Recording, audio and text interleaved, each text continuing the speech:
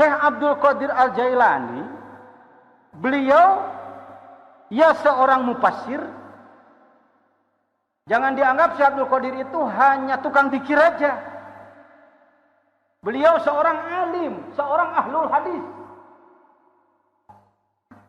Jangan sombong kalau Anda membaca Al-Bukhari, Muslim dan lain-lain, Abu Dawud, Tirmidzi, merasa bahwa itulah hadis.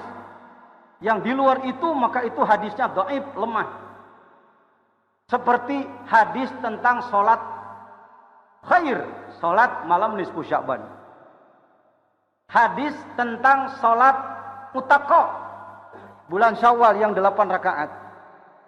Syekh Abdul Qadir bisa melacak sendiri sampai kepada Rasulullah sallallahu alaihi wasallam. Walaupun mungkin dalam Bukhari tidak ditemukan, dalam Muslim tidak ditemukan, kalau ada di dalam kitabnya Imam Ghazali seperti Ihya, atau ada di dalam kitabnya Syekh Abdul Qadir Jailani seperti Al-Bunyah, maka itu bisa kita pegang. Salat khair, kalau kita melihat kitab fikih di dalam I'anatul Talibin, itu disebut wa minal bid'ail munkarah. Termasuk bid'ah yang harus ditentang. Bagaimana Pak Jejen? Pak Jejen kan Kiai Fathul Mu'in, Kiai Salaf, muridnya Miftahul Huda. Tetapi kenapa Pak Jejen justru melaksanakan salat khair? Nah, bagaimana? Saya punya, bukan saya saja, para ulama punya alat timbang.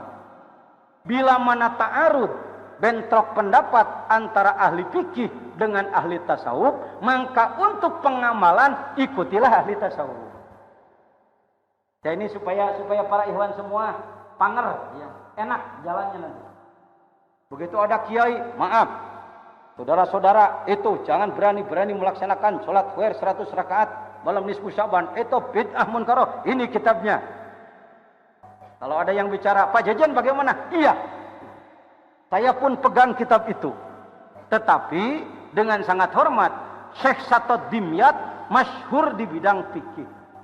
Syekh Abdul Qadir Al-Jailani masyhur di bidang fikih, juga di bidang tasawuf. Maka ketika ta'arud berbeda pendapat, yang kita ambil adalah ahli tasawuf. Karena ahli tasawuf, ahli amal. Karena ahli amal, ahli merasakan. Itu pertimbangannya.